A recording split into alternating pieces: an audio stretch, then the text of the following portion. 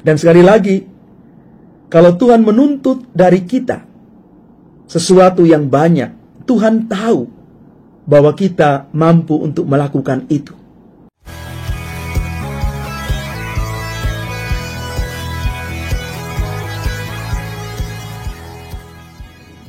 Salam Bapak Ibu, Saudara dan Saudari, sahabat-sahabat garam dunia yang terkasih. Hari ini kita merayakan Pesta Santo Cyrillus, seorang pertapa, dan Methodius, seorang uskup. Santo Yohanes Paulus II pernah mengatakan demikian. Jika Tuhan meminta banyak darimu, itu karena Dia tahu bahwa kamu mampu memberi banyak. Santo Cyrillus dan Methodius sudah menunjukkan hal itu ketika mereka memberikan yang terbaik dari hidup dan diri mereka bagi Tuhan. Santo Cyrillus lahir antara tahun 827 sampai 828 di Tesalonika. Dia punya nama kecil Konstantinus. Ia adalah anak bungsu dari 7 bersaudara. Setelah ia menjadi rahib di Roma, ia menggunakan nama Cyrillus. Santo Cyrillus merupakan seorang santo yang hingga saat ini masih dihormati oleh umat Kristen Ortodoks maupun Katolik Roma. Cyrillus dijuluki dengan sebutan Rasul bangsa Slavia. Cyrillus mampu beradaptasi di daerah misi yang menjadi ladang tempat ia menabur sabda kabar sukacita itu. Selain adaptasi yang baik, Santo Cyrillus juga dikenal lewat karya-karyanya di tanah misi. Dia memiliki kemampuan luar biasa dalam menyusun alfabet Glagol yang pertama kalinya digunakan dalam menulis bahasa Slavonia gerejawi kuno. Keterampilan dan kecerdasan yang dia miliki menjadi sarana pewartaannya dalam mewartakan kabar sukacita Yesus Kristus di tengah masyarakat lokal. Ia mampu menerjemahkan kitab suci dan liturgi gereja ke dalam bahasa setempat. Hasilnya, kabar sukacita Injil mudah dimengerti, dipahami, dan diterima oleh masyarakat lokal.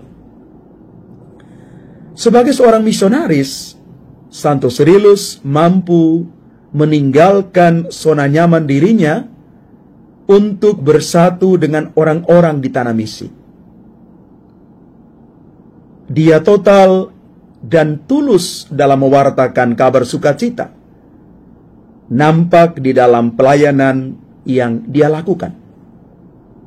Santo Cyrillus memiliki motivasi yang kuat mewartakan kabar sukacita Injil di tanah misi. Ia tidak fokus pada pewartaan diri, melainkan fokus pada pewartaan kabar sukacita Injil Tuhan kita Yesus Kristus. Pewartaan yang baik selalu membuahkan hasil yang baik pula. Itulah yang dilakukan oleh Santo Cyrillus di tanah misi.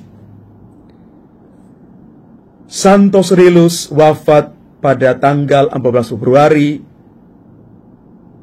869. Dia wafat sebelum ia sempat ditabiskan menjadi uskup. Ia dimakamkan di gereja Santo Clemens di Roma. Dan proses kanonisasi Santo Cyrillus termasuk mudah. Para muridnya memandang Cyrillus sebagai seorang santo yang kemudian hari sungguh menjadi nyata. Santo Cyrillus masuk dalam perayaan pesta dalam liturgi yang diperingati setiap tanggal 4 Februari. Tepat pada tanggal 31 Desember 1980, Paus Yohanes Paulus II mengangkat Santo Cyrillus sebagai pelindung Eropa bersama dengan Santo Benedictus. Bapak Ibu saudara-saudari yang terkasih, dari kisah hidup Santo Cyrillus, kita bisa belajar bagaimana memberi makna dalam pelayanan dan hidup kita. Kita memberi makna di dalam seluruh hidup kita, supaya hidup kita ini sungguh bermanfaat, berguna bagi sesama. Apapun yang Tuhan percayakan kepada kita, bakat, talenta, kemampuan, hendaknya kita gunakan, kita baktikan untuk pelayanan kita. Maka, ketika semua itu kita gunakan untuk pewartaan, kita akan semakin mengalami pengalaman akan Allah itu dalam hidup kita, seperti Santo Cyrillus. Dan seperti yang ditulis dalam Injil hari ini, mujizat yang terjadi atas orang yang tuli bisu, kita juga boleh mengalami itu. Yang tuli mendengar, yang bisu berbicara. Dan sekali lagi, kalau Tuhan menuntut dari kita sesuatu yang banyak, Tuhan tahu bahwa kita mampu untuk melakukan itu.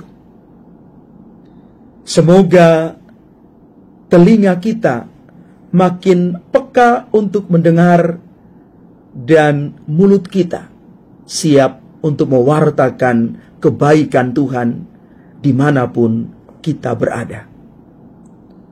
Tuhan memberkati kita sekalian. Amin.